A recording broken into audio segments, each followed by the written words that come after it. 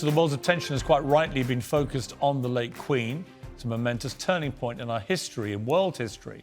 But while our eyes have been temporarily averted, something extraordinary has been happening in Ukraine. The Ukrainians are defying the odds again. And before we talk more about Her Majesty or anything else, I just want to pay tribute to these Ukrainians, because while we mourn our late Queen, Ukrainians are mourning their fathers, brothers, sisters and daughters every single day. As we come together to remember what makes our country great, Ukrainians are fighting and dying just to make sure their country still exists next year. Thousands of Ukrainians have been liberated this week in a massive sucker punch counterattack in the south and the east. It's been quite remarkable. Many said it couldn't be done. The Ukraine just didn't have the numbers, but in tanks from trenches, with brute force and unimaginable bravery, the Russian flag has been torn down. Ukraine has taken back more than 2,000 square miles of its country.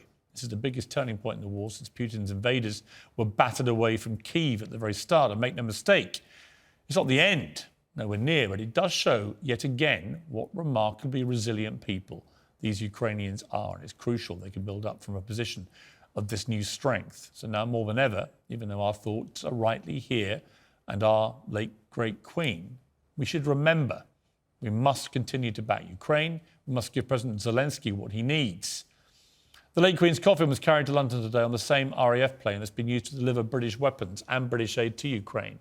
Two very different services of duty, but both, I think, equally important.